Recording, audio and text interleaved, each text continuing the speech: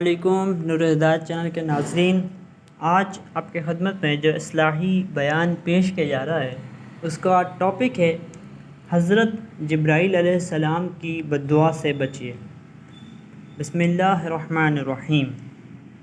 حضرت کعب بن عجلہ رضی اللہ تعالی عنہ کہتے ہیں کہ ایک مرتبہ نبی کریم صلی اللہ علیہ وسلم نے ارشاد فرمایا کہ منبر کے قریب ہو جاؤ۔ ہم لوگ حاضر ہو گئے۔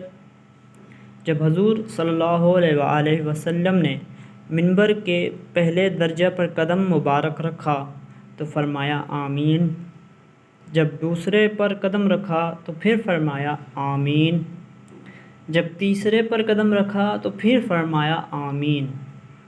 جب آپ خطبہ سے فارغ ہو کر نیچے اترے تو ہم نے عرض کیا کہ ہم نے آج آپ سے ایسی بات سنی جو پہلے کبھی نہیں سنی تھی۔ آپ نے ارشاد فرمایا کہ اس وقت جبرائیل علیہ السلام میرے سامنے آئے تھے۔ انہوں نے کہا کہ ہلاک ہو جائے وہ شخص جس نے رمضان کا مبارک مہینہ پایا پھر بھی اس کی مغفرت نہ ہوئی۔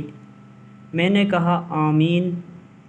پھر جب میں دوسرے درجہ پر چڑھا تو انہوں نے کہا ہلاک ہو جائے وہ شخص جس کے سامنے آپ کا ذکر مبارک ہو اور وہ درود نہ بھیجے۔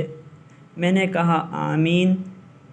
اور جب میں تیسرے درجے پر چڑھا تو انہوں نے کہا کہ ہلاک ہو وہ شخص جس کے سامنے اس کے والدین یا ان میں سے کوئی ایک بڑھاپے کو پاویں اور وہ اس کو جنت میں داخل نہ کرائیں۔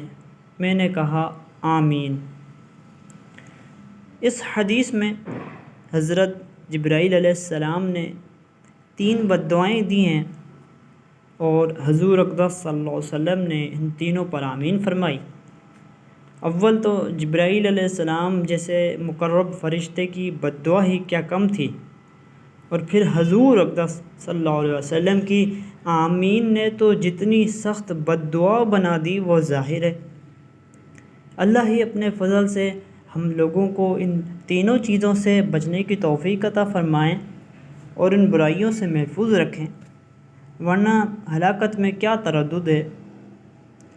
رمضان المبارک میں مغفرت اور اللہ جل شانہ کی رحمت بارش کی طرح برستی ہے۔ جس شخص پر رمضان المبارک کا مہینہ بھی اس طرح گزر جائے کہ اس کی بداعمالیوں اور کوتاہیوں کی وجہ سے وہ مغفرت سے محروم رہے تو اس کی مغفرت کے لیے اور کون سا وقت ہوگا اور اس کی ہلاکت میں کیا تعامل ہے۔